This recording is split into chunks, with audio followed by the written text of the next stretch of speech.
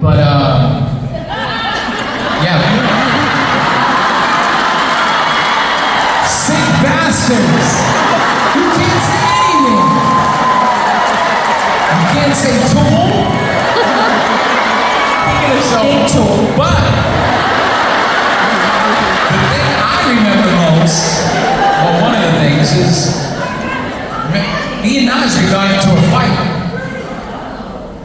You know, we got into a fight because it was just personalities. It was a lot for me to take, you know, and like my competitive nature.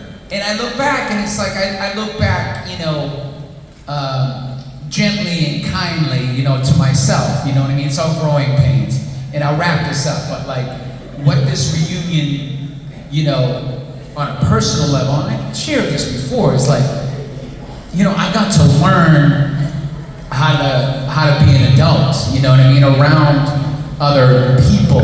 You learn by making mistakes, you know what I mean? In those first couple of years, it was rough going, you know what I mean? Like, sometimes there was so much joy and excitement, but, you know, that's what I remember is like, you know, and that's a big part of a group getting back together is personalities, you know, and rolling with it. And a lot of it does make sense, but, you know, to make it work, you know, you gotta, you know, you gotta learn from the mistakes, and, you know,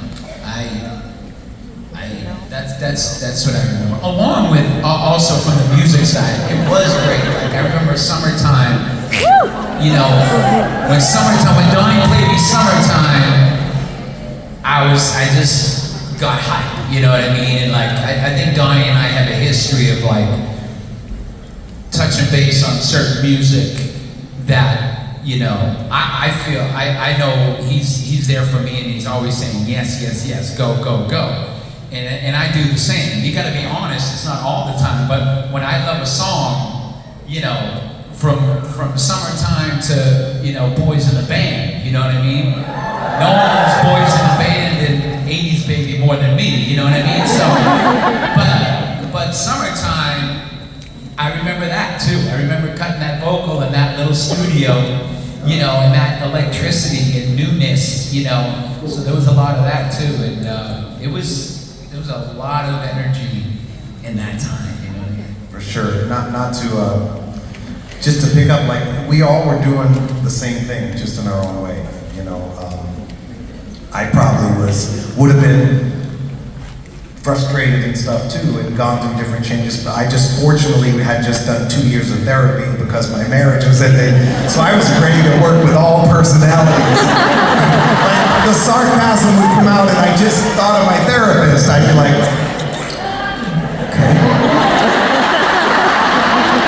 He's expressing something in his own unique way. I'm going to receive it, and I'll do my best. And sometimes I would take that role, you know. We all had our journeys and discoveries. Just the thing with Nasri for me, and I'll move on. You weren't the only one that got frustrated because like Red One is another producer we worked with. We'll get to him in a second. But Nasri would sing all the time. You guys know he sings, he's in Magic, and he sings, "Marry that girl, marry her anyway."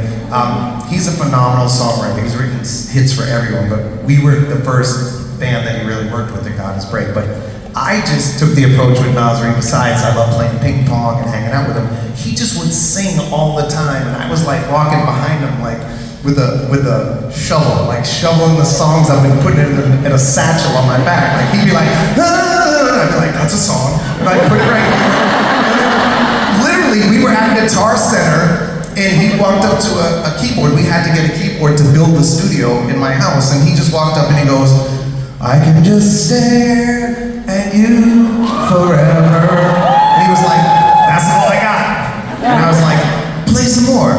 And he played a few more chords, and I was like, "I could be here with you, doing whatever." And then I literally took a line from my therapist, which was, "It's not the way you look that brings me to my knees, it's the way you look at me." We wrote it in Guitar Center.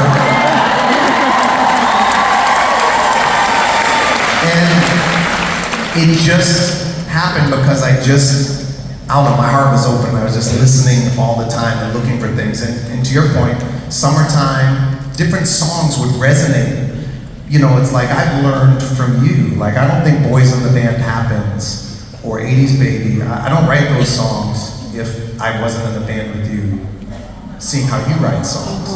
You know, I think we learn from each other. It's like we learn to craft. Like even the falsetto part, the woo-hoo-hoo in the 80s Baby, it was like, I heard that in the studio. It's like, Jordan, this record, we gotta make this record.